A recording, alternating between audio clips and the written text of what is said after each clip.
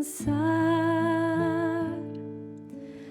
Los que llevan grandes cargas, yo os haré descansar.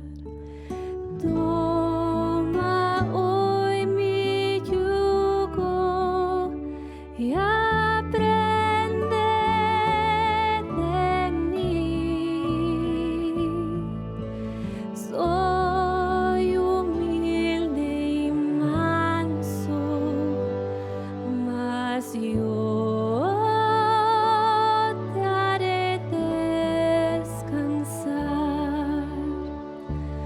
No os angusties por nada, venid a mí. Los de corazón quebrado, miedos y pesar,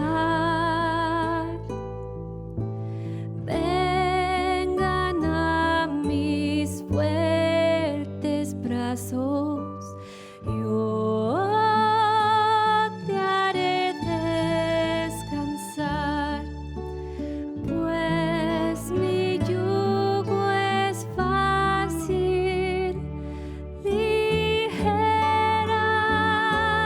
mi carga. Dame tus angustias y yo te haré descansar. Vengan los que estáis cansados, yo os haré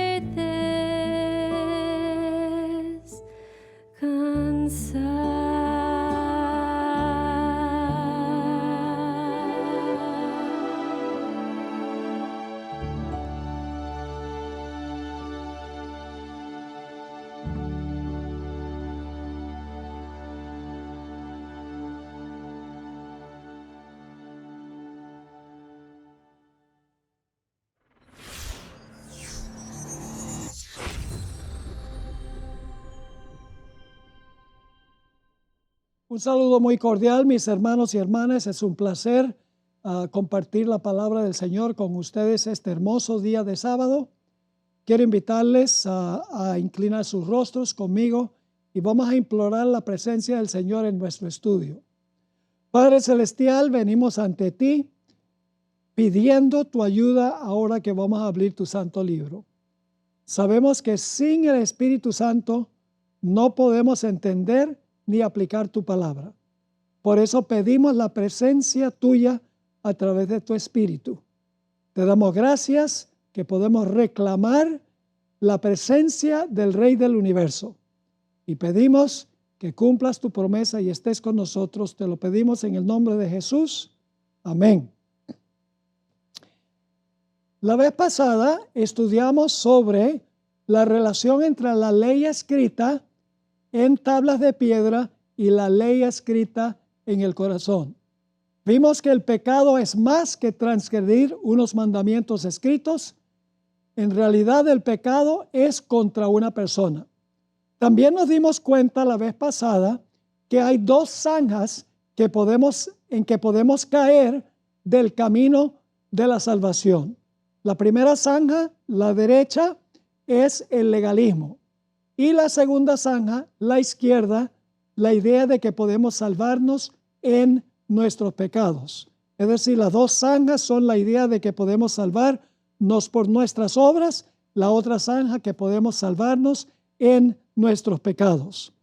Ahora quiero leer un par de citas que leí la vez pasada al concluir el tema para introducir el tema de hoy. La primera cita está en Mensajes Selectos, tomo 1, página 297. Dice así: nunca antes hubo un ser en la tierra que aborreciera el pecado con un odio tan perfecto como el de Cristo. Y luego la otra cita, Cada día con Dios, una matutina de hace varios años, página 277. Mientras odiaba el pecado con un odio perfecto, podía al mismo tiempo llorar por el pecador. Ahora, ¿por qué odian los cristianos genuinos el pecado mientras que aman a su Salvador? Porque nuestra experiencia debe ser la de Jesús. Repito, ¿por qué razón los cristianos genuinos odian el pecado y aman al Salvador Jesús? ¿Qué motiva al cristiano a vivir una vida santa semejante a la de Jesús? ¿Es el temor al castigo?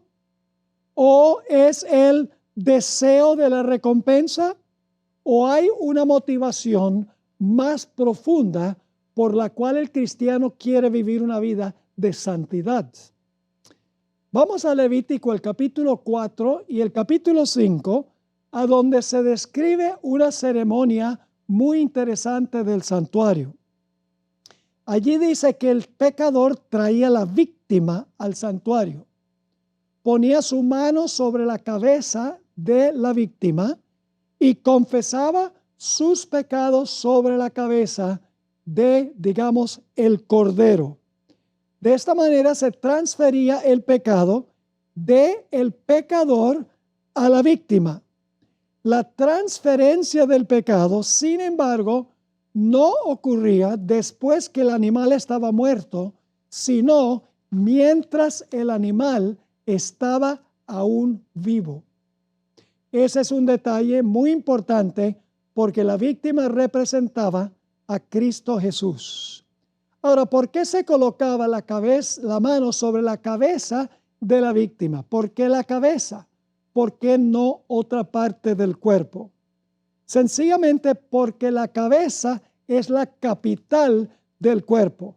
Es el lugar a donde pensamos, razonamos, sentimos, decidimos y escogemos. La víctima, repito, moría tan solo después que los pecados eran transferidos del pecador a la víctima. Trasladémonos ahora al huerto del Getsemaní, a donde esta ceremonia haya su cumplimiento. Cuando pensamos que Jesús cargó sobre sí nuestros pecados, generalmente nos enfocamos en la cruz del Calvario. Él cargó mis pecados en la cruz. Y eso no es incorrecto, es cierto. Pero los pecados en realidad le fueron colocados a Jesús no en el momento de su muerte, sino mientras estaba vivo antes de morir en la cruz. En Mateo 26, 38 encontramos a Jesús en el huerto del Getsemaní. Y él describe la agonía que estaba sufriendo allí cuando fue al huerto. Leamos ese texto, Mateo 26, 38. Entonces Jesús les dijo a sus discípulos: mi alma está muy triste hasta la muerte. Quedaos aquí y velad conmigo. La tristeza de Jesús fue la que lo llevó a la muerte. Es más, Elena White, como veremos en unos momentos, escribió que Jesús hubiera muerto en el huerto sin que nadie le pusiese un dedo encima, como sucedió mucho más adelante cuando lo azotaron. Es decir, Jesús no murió por sus heridas. Jesús murió por quebrantamiento de su corazón. Ahora, en tiempos difíciles, anhelamos tener comprensión y apoyo de otras personas a quienes nosotros amamos. Pero el Señor Jesucristo sufrió solo, pisó solo el lagar. Los discípulos durmieron mientras Jesús estaba agonizando. Uno de los propios discípulos de Jesús lo traicionó. Un poco más tarde, Pedro negó a Jesús 3 veces y la última vez usó lenguaje vulgar. Todos los discípulos huyeron y lo abandonaron. En Isaías 63 y el versículo 3 ya se había anunciado proféticamente que el Señor Jesucristo iba a pisar solo el lagar. Dice allí, y estoy leyendo ahora Isaías 63 y el versículo 3, yo pisé solo el lagar y nadie estuvo conmigo. Elena White, en el Comentario Bíblico Adventista, tomo 7, página 931, escribió lo siguiente: Jesús murió fuera del campamento, a donde se ejecutaban felones y asesinos. Imagínense eso. Murió a donde se ejecutaban felones y asesinos. Pisó solo el lagar, llevando el castigo que debía caer sobre el pecador. Aún en el huerto de Getsemaní, parecía que el Padre lo había desamparado también. Satanás, según nos dice el deseo de todas las gentes, torturó a Jesús con la idea de que si seguía adelante con el plan, su plan no iba a producir ningún fruto. Dijo, mira a tus discípulos, no tienes a nadie contigo, lo que tú estás haciendo no va a producir ningún fruto, te vas a perder tú y no vas a salvar a más nadie. Es más, el Espíritu de Profecía dice que el Señor Jesucristo temió por su propia existencia en el huerto del Getsemaní. Ahora, en Getsemaní, el Señor Jesucristo agonizó mientras los discípulos dormían. La copa de la ira de su Padre temblaba en sus manos. Vamos a leer Mateo el capítulo 26 y voy a leer el versículo 39, luego el versículo 42, 43 y 44. Dice allí, y yendo un poco adelante, se postró sobre su rostro, orando y diciendo, Padre mío, si es posible, pase de mí esta copa, pero no sea como yo quiero, sino como tú. Versículo 42. Otra vez fue y oró por segunda vez diciendo, Padre mío, si no puede pasar de mí esta copa sin que yo la beba, hágase tu voluntad. Versículo 43, vino otra vez y los halló durmiendo a los discípulos, porque los ojos de ellos estaban cargados de sueño. Y ahora por tercera vez Jesús eleva la misma oración. Se fue de nuevo y oró por tercera vez diciendo las mismas palabras. 3 veces Jesús, con agonía, le clamó al Padre que si era posible le quitara la copa de su mano, pero que se hiciera la voluntad del Padre, no la voluntad de Él.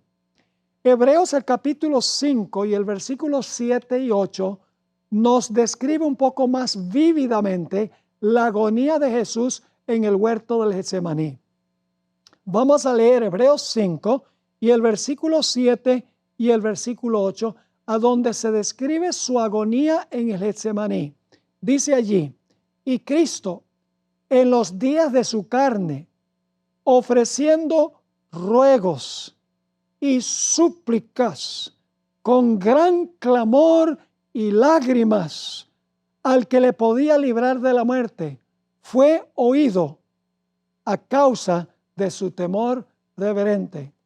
El Padre lo oyó, el Padre lo escuchó, pero Jesús no sentía la presencia de su Padre. Fíjese qué fuertes las palabras que describen la agonía de Jesús, ofreciendo ruegos, súplicas, con gran clamor y lágrimas al que le podía librar de la muerte. Mientras Jesús agonizaba, sudaba como gotas de sangre. Dice en Lucas 22 y el versículo 44, y estando en agonía, oraba más intensamente, y era su sudor como grandes gotas de sangre que caían hasta la tierra. ¿Qué clase de agonía debía haber sufrido Jesús, que estaba sudando no agua, sino que estaba sudando gotas de sangre? Así de terrible fue su agonía. ¿Qué contenía la copa que Jesús le rogó a su Padre que le quitara si fuese su voluntad? Es la misma palabra que se usa en Apocalipsis 16, 19, a donde se describe la séptima plaga que tiene la ira de Dios en contra de los pecadores al final de la historia. La copa contiene la ira de Dios sin mezcla de misericordia. ¿Y quién le dio esa copa a Jesús?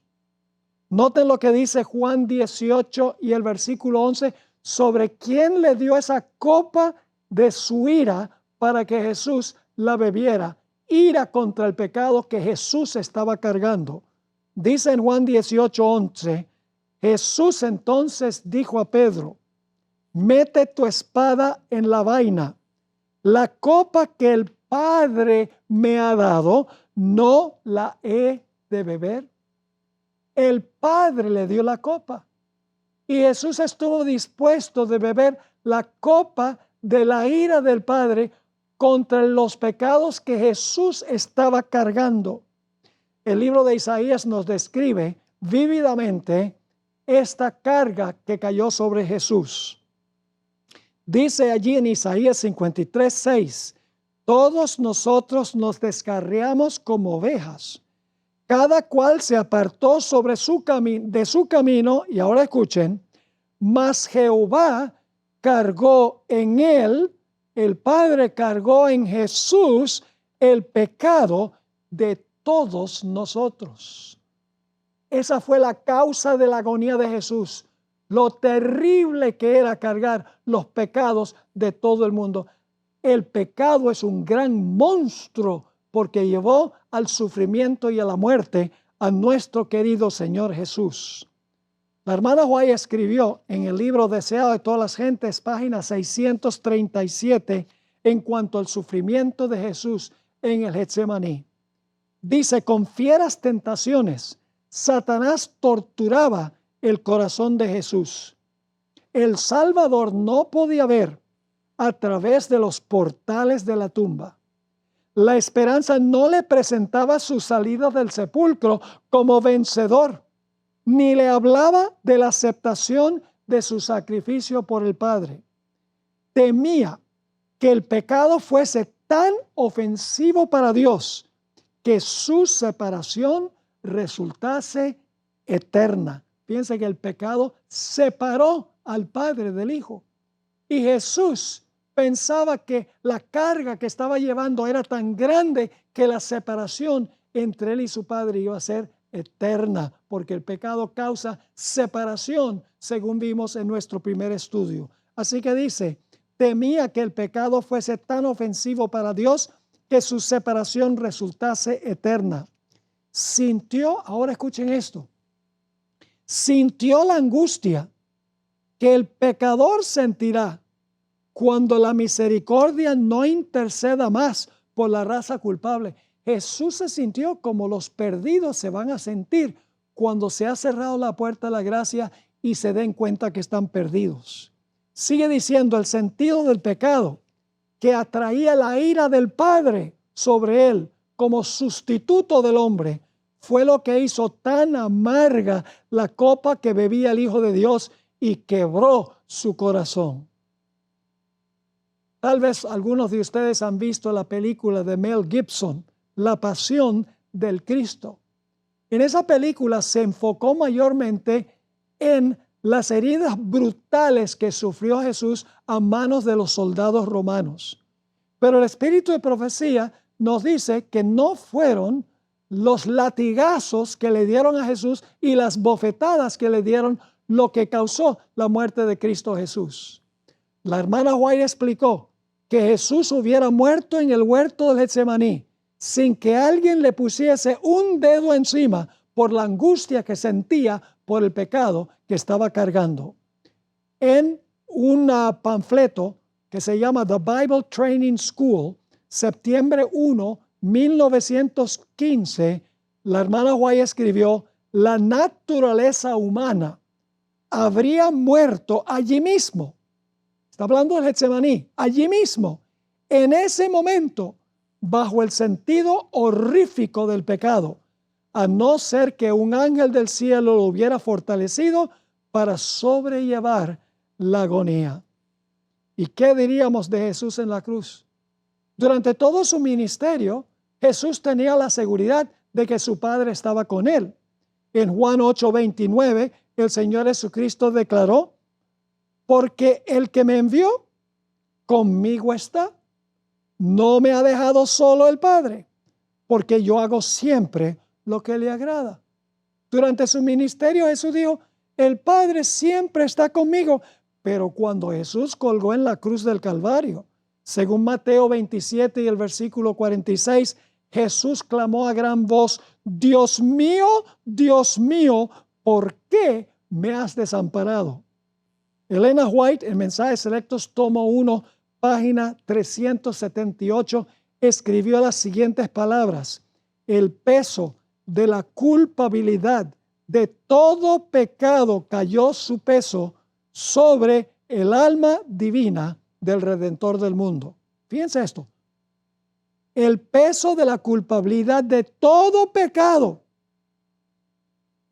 todos los pecados que se han cometido, que se están cometiendo o que se van a cometer. Sigue la hermana White: los malos pensamientos, las malas palabras, los malos actos de todo hijo e hija de Adán demandaron una paga que recayó sobre Cristo, pues se había convertido en el sustituto del hombre.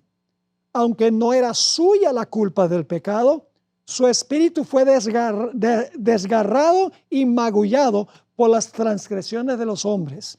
Y aquel que no conoció pecado llegó a ser pecado por nosotros, para que pudiésemos ser justicia de Dios en él. Isaías 53, 4 al 6 describe vívidamente lo que Jesús hizo en nuestro lugar.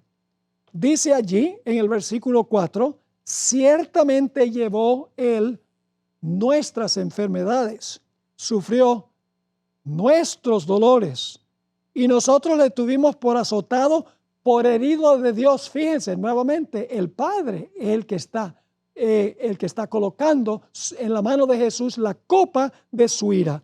Así que dice: ciertamente llevó él nuestras enfermedades, sufrió nuestros dolores, y nosotros le tuvimos por azotado, por herido de Dios y abatido.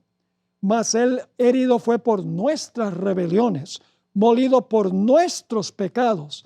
El castigo de nuestra paz fue sobre él, y por su llaga fuimos nosotros curados.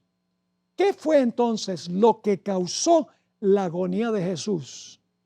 La respuesta es el pecado, el tuyo, el mío, el de todos los seres humanos. El Getsemaní y la cruz revelan que el pecado es un monstruo terrible. Causó los sufrimientos y la muerte de Jesús. Al contemplar a Jesús, llegaremos a odiar el pecado por lo que el pecado le hizo a él, y amaremos al Señor Jesús porque estuvo dispuesto de sufrir todo eso para salvarnos de nuestros pecados. No es cuando contemplamos la ley escrita en tablas de piedra que comprendemos cuán horrendo es el pecado y cuál es el remedio por el pecado. Es contemplando a Jesús en el Getsemaní, en la cruz, que comprendemos la seriedad del pecado y llegamos a odiarlo y amar intensamente a Jesús por haber estado dispuesto de llevarlo sobre él. Cuando el profeta Isaías captó un vistazo de la santidad de Dios sentado en su trono, nos dice la Biblia que se sintió como nada. En realidad, en el libro de Isaías hay una expresión que aparece más de 30 veces y es el Santo de Israel. cuando Isaías contempló la santidad de Dios, noten la reacción. Isaías 6 y el versículo 5. Entonces dije, ay de mí, que soy muerto, porque siendo hombre inmundo de labios y habitando en medio de pueblo que tiene labios inmundos, han visto mis ojos al Rey, Jehová de los ejércitos. Cuando nosotros contemplamos a Jesús, hermanos y hermanas, y cómo sufrió en el Getsemaní y en la cruz, y veamos que Él es absolutamente santo durante su sufrimiento, fue santo y sigue siendo santo, sentimos nuestra insuficiencia, decimos, miserable hombre de mí que soy pecador, ¿quién me va a librar? Y entonces miramos a Jesús y vemos que Él cargó nuestros pecados sobre Él. Cuando Pedro se encontró con Jesús en la playa del mar de Galilea, Pedro también reaccionó de una forma similar. Dice en Lucas 5:8, viendo esto, Simón Pedro cayó de rodillas ante Jesús diciendo, apártate de mí, Señor, porque soy hombre pecador. ¿Saben por qué acariciamos tanto el pecado y amamos tanto el pecado? Porque no estamos mirando a Jesús. Cuando miramos a Jesús, vemos que es un ser absolutamente santo y perfecto. Y sin embargo, cargó nuestros pecados a la cruz y demostró su gran amor para con nosotros y su odio para con el pecado. Lo mismo Moisés, cuando se encontró con Dios en la zarza ardiente, nos dice el registro en Éxodo 3:6, y dijo, yo soy el Dios de tu padre, Dios de Abraham, Dios de Isaac y Dios de Jacob. Dios le está hablando a Moisés. Entonces Moisés cubrió su rostro porque tuvo miedo de mirar a Dios. El apóstol Pablo también exclamó en Romanos 7 y el versículo 24, el apóstol Pablo escribió, yo sé que en mí, esto es en mi carne, no mora el bien, porque el querer el bien está en mí, pero no hacerlo, miserable de mí, ¿quién me librará de este cuerpo de muerte? Pablo también sintió su insuficiencia. Isaías, Pedro, Moisés, el apóstol Pablo y también Daniel, de cuya persona no se menciona ni un solo defecto en el libro de Daniel. Nos dice, en cuanto a Daniel, aquí es su oración intercesora en el capítulo 9, oh Señor, conforme a todos tus actos de justicia, apártese ahora tu ira y tu furor de sobre tu ciudad Jerusalén, tu santo monte, porque a causa de nuestros pecados y por la maldad de nuestros padres, Jerusalén y tu pueblo son el oprobio de todos en derredor nuestro. En el Conflicto de los Siglos, página 604, se encuentran las siguientes palabras.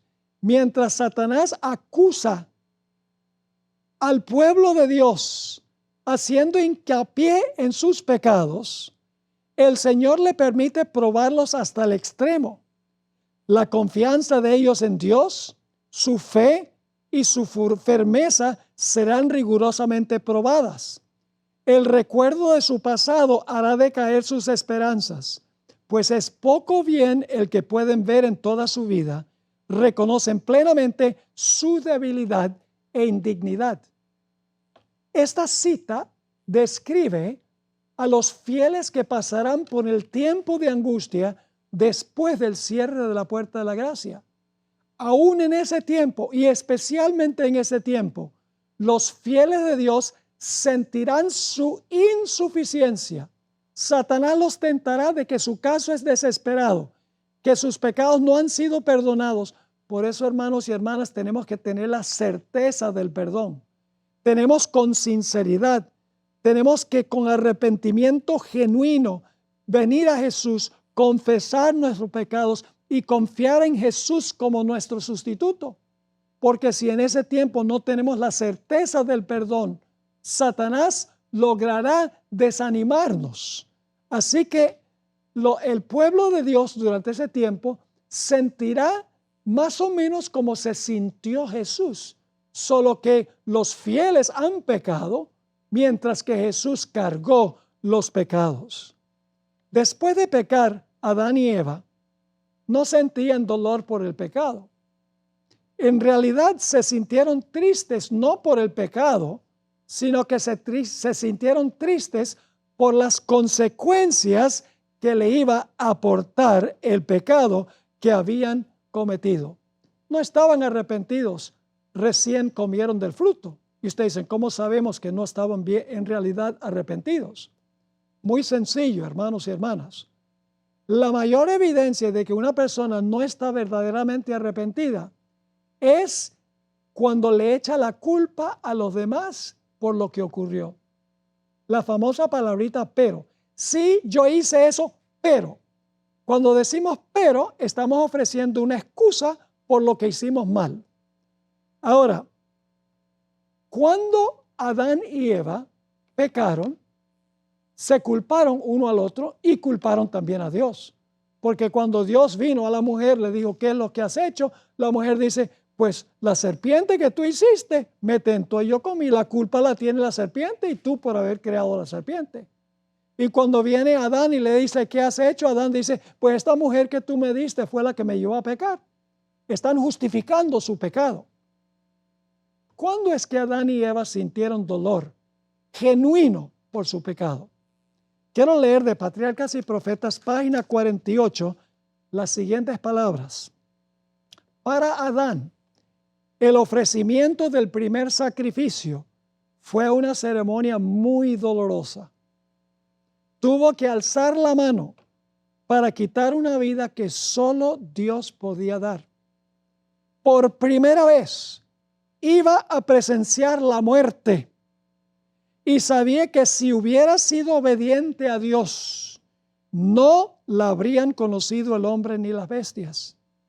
Mientras mataba a la inocente víctima, temblaba al pensar que su pecado haría derramar la sangre del Cordero Inmaculado de Dios.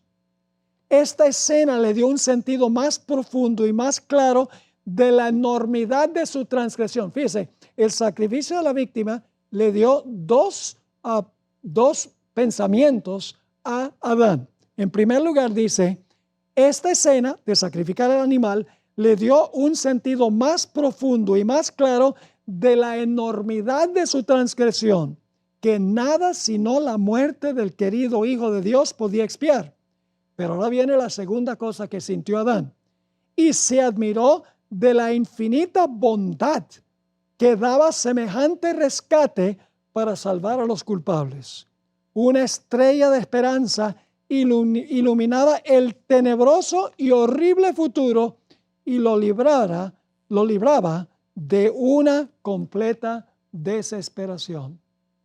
Cuando Adán vio a la víctima, sacrificó a la víctima y entendió que representaba a Jesús, el Cordero de Dios, que iba a llevar su pecado y el de todos sus descendientes, en ese momento Adán entendió dos cosas. Uno, entendió la enormidad del pecado que iba a llevar a la muerte de Jesús. Y en segundo lugar, entendió el inmenso amor de Jesús, quien iba a estar dispuesto de llevar ese pecado.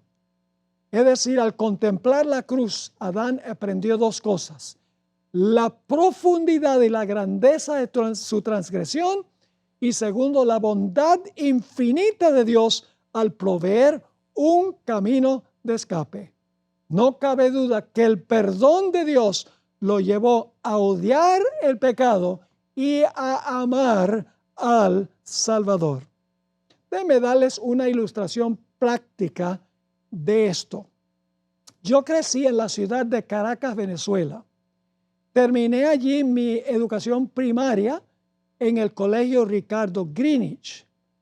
La escuela estaba en una quinta que tenía 2 pisos.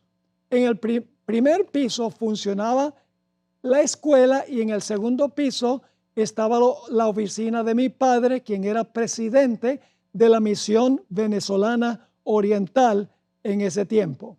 Ahora, durante el tiempo del recreo, a veces yo subía al segundo piso, me sentaba en el asiento de de mi papá detrás del escritorio, allí fingiendo de que yo era el presidente de la misión. Un día, como solía hacer, encontré en el cesto de la basura un sobre y el sobre tenía 20 bolívares.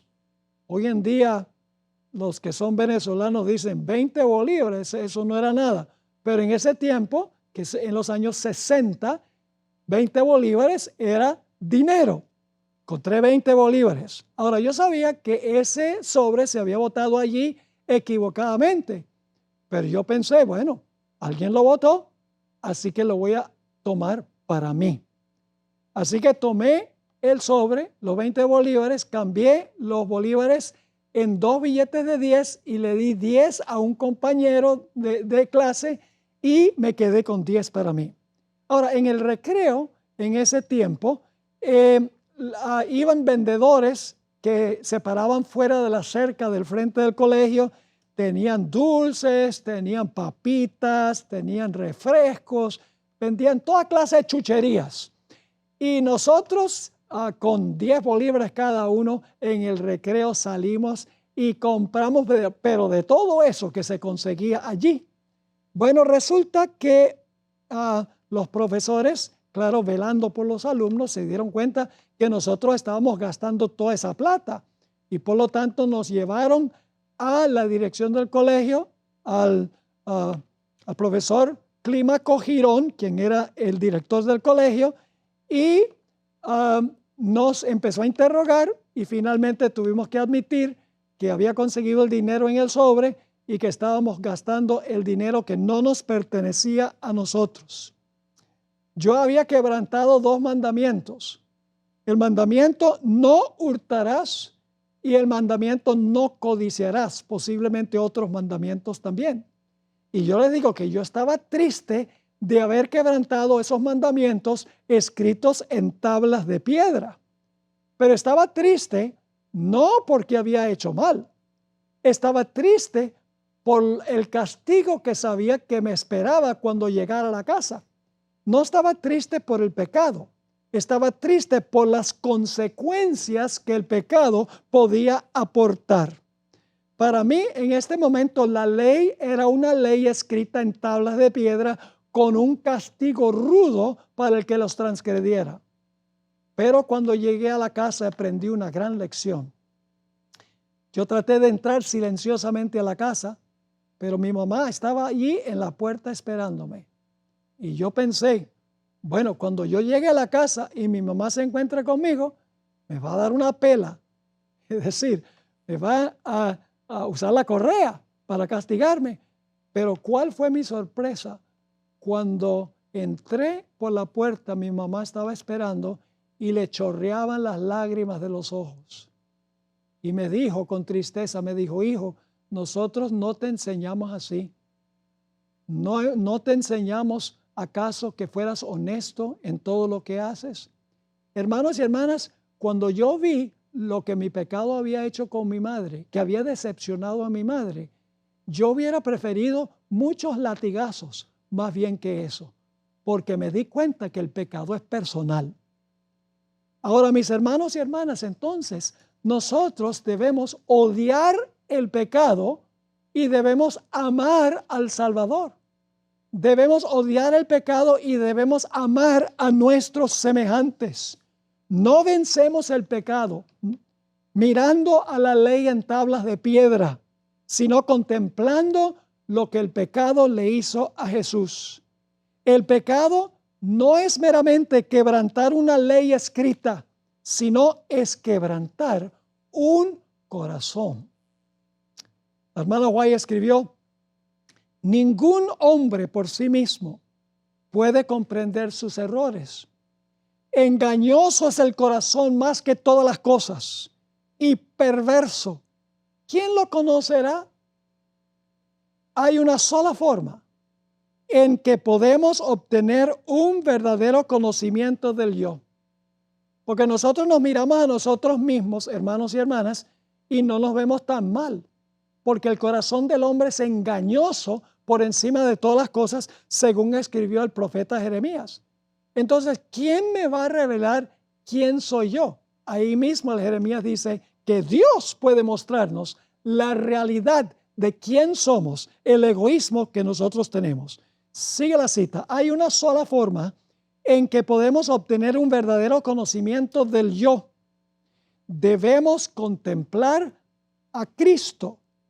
Cuando contemplemos su pureza y excelencia, veremos nuestra propia debilidad, nuestra pobreza y nuestros defectos tales cuales son. Nos veremos perdidos y sin esperanza, vestidos con la ropa de la justicia propia, como cualquier otro pecador. Veremos que, si alguna vez nos salvamos, no será por nuestra propia bondad, sino por la gracia infinita de Dios. Esa cita es espectacular, es de palabras de vida del gran maestro. Y es una tremenda cita porque nos dice que cuando contemplamos a Jesús, vemos lo terrible que es el pecado, nuestra propia insuficiencia, que somos malos, que no merecemos la salvación. Pero luego vemos a Jesús y decimos, pero Señor Jesús, ¿por qué tú cargaste todos esos pecados que me demuestran que yo no merezco la salvación? Lo hiciste para que yo me pudiera salvar. Así que al contemplar a Jesús, odiamos el pecado y amamos al Salvador que estuvo dispuesto de cargar el pecado para salvarnos. Pablo nos proporcionó el secreto de la victoria. Noten lo que dice Hebreos 12 y el versículo 1 al 3. El secreto está en contemplar a Jesús, hermanos y hermanas. Escribió el apóstol Pablo: por tanto, nosotros también, teniendo en derredor nuestro tan grande nube de testigos, porque acaba de describir en Hebreos 11 a todos los héroes y las heroínas de la fe, cómo ellos vencieron. Dice, teniendo nosotros también en derredor nuestro tan grande nube de testigos, despojémonos de todo peso y del pecado que nos asedia, y corramos con paciencia la carrera que tenemos por delante. Ahora, ¿cómo nos despojamos del peso y del pecado? Ahora viene el secreto. Dice allí, puestos los ojos en Jesús, el autor y consumador de la fe, el cual por el gozo puesto delante de él, sufrió la cruz, menospreciando el oprobio, y se sentó a la diestra de Dios. Considerad, que significa meditad, sobre aquel que sufrió tal contradicción de pecadores contra sí mismo, para que vuestro ánimo no se canse hasta desmayar. ¿Cómo es que nos despojamos de todo peso y de todo pecado?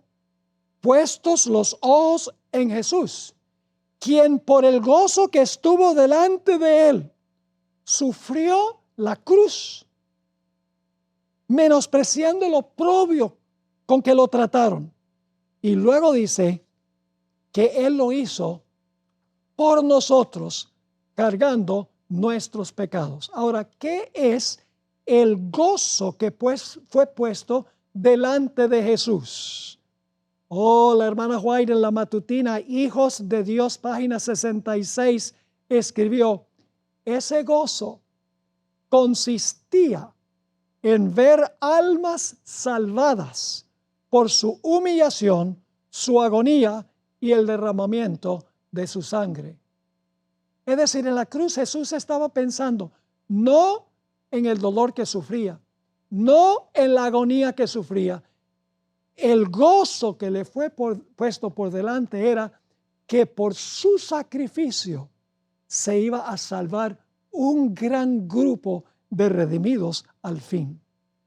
Hermanos y hermanas, muchas veces nos olvidamos de la importancia de contemplar a Jesús. La hermana White dice, por lo menos 1 hora al día debemos contemplar a Jesús durante esa hora, especialmente las escenas finales.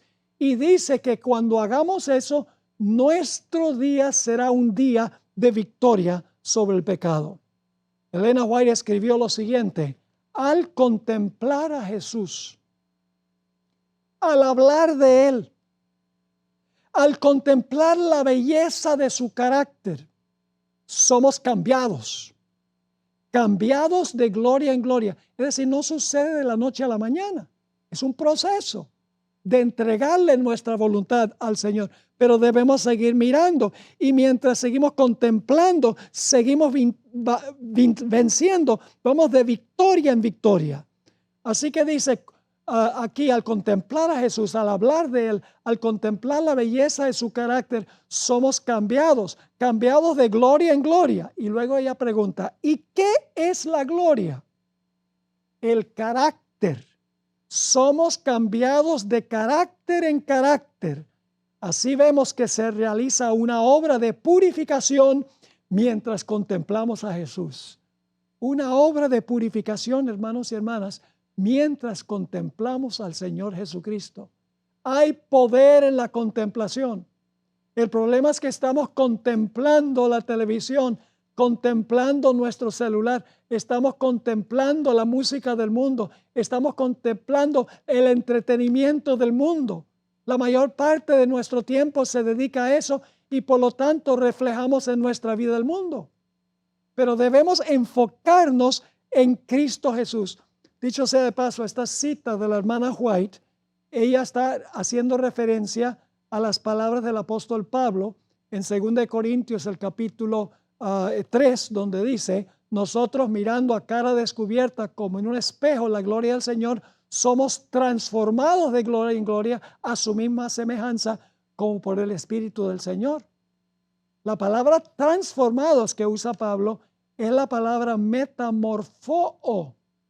Es decir, cuando contemplamos a Jesús, se realiza una metamorfosis en nuestra vida. ¿Qué es una metamorfosis?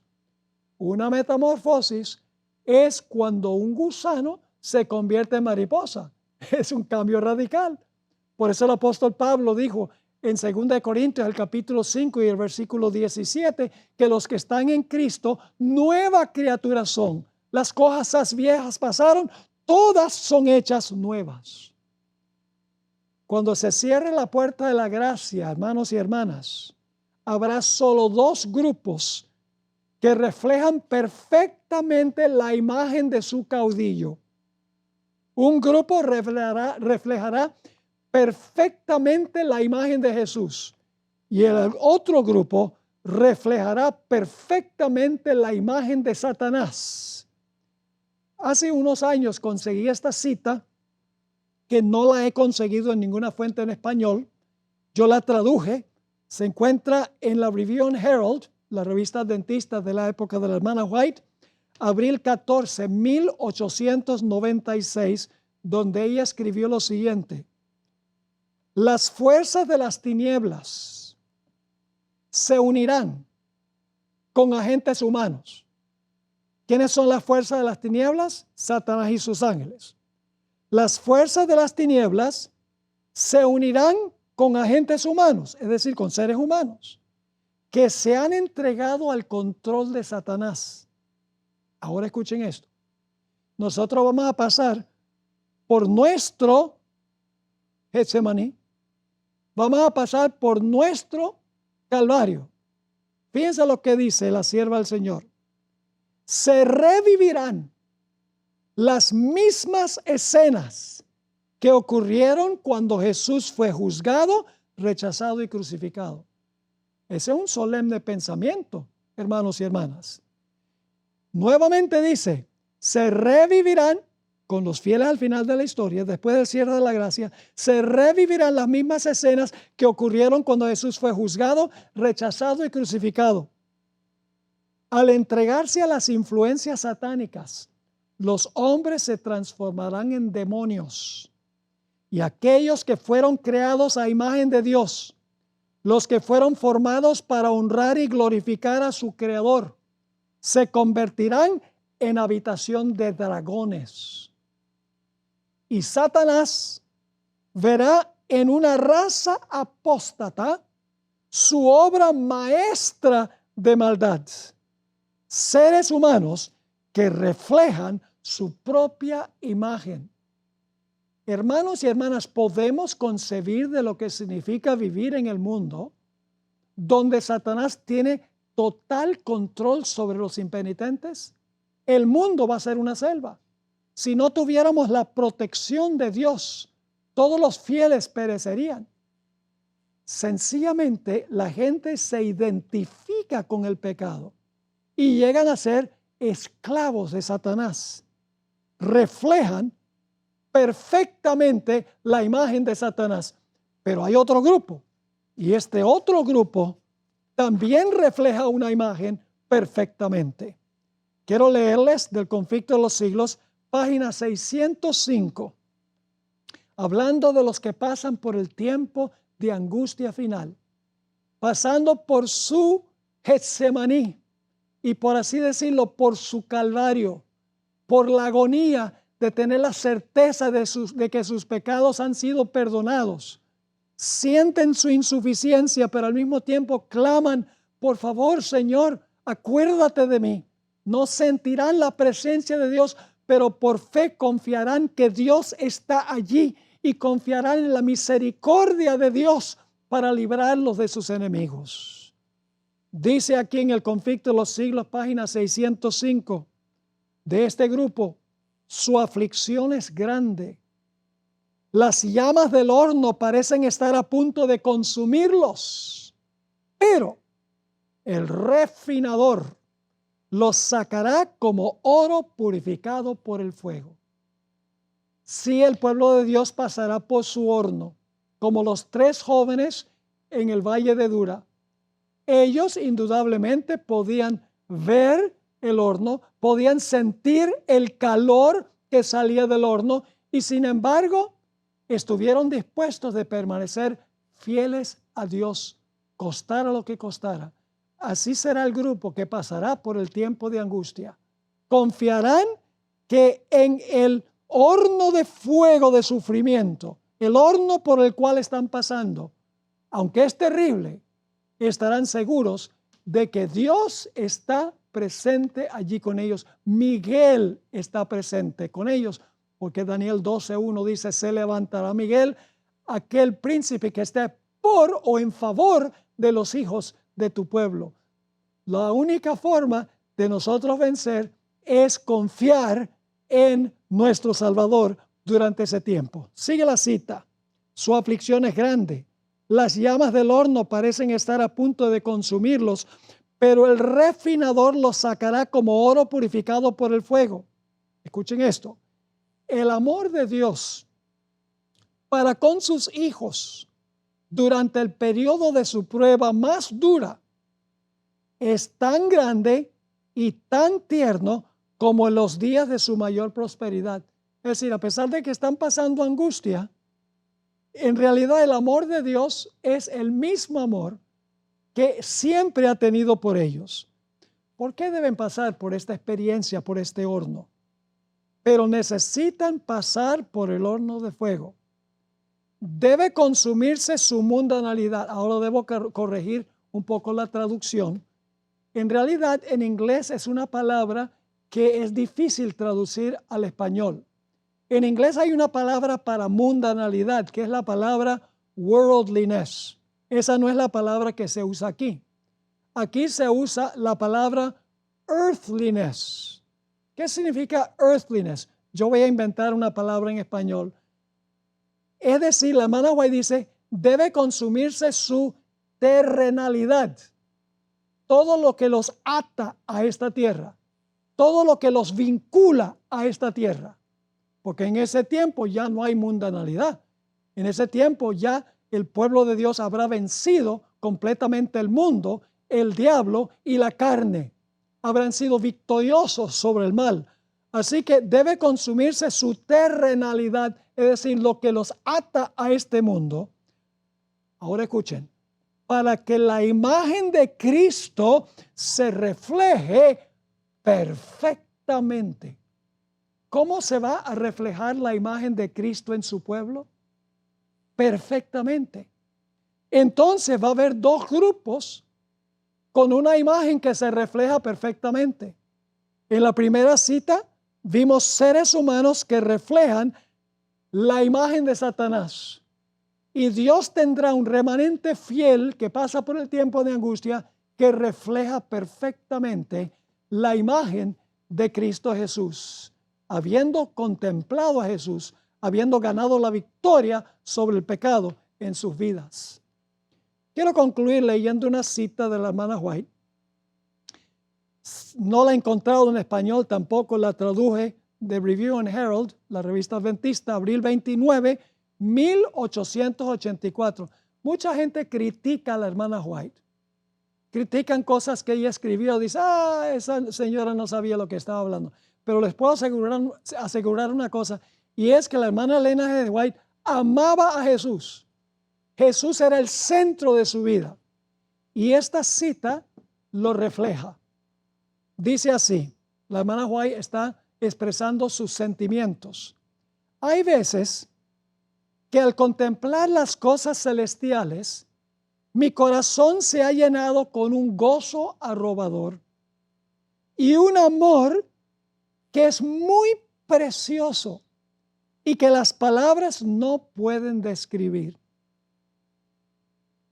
La hermana White a veces era transportada al cielo en visión y le decía a su ángel, deja que me quede aquí, que el mundo es oscuro, lleno de pecado, me gusta acá, un ambiente tranquilo, un ambiente sin pecado, déjame quedarme.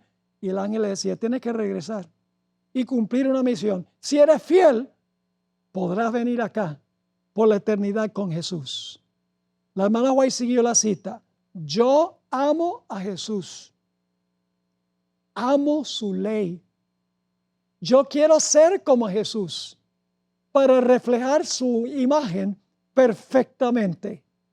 Quiero inclinarme al pie de la cruz de tal manera que yo sea nada y Cristo sea todo en todo. Ese debe ser el sentir nuestro también, hermanos y hermanas, pero solo ocurre si contemplamos regularmente al Señor Jesús, constantemente al Señor Jesús, desechamos todo el pecado que nos agobia y ponemos nuestros ojos en el que estuvo dispuesto de llevar nuestros pecados para que pudiésemos vivir para siempre en la eternidad con Él.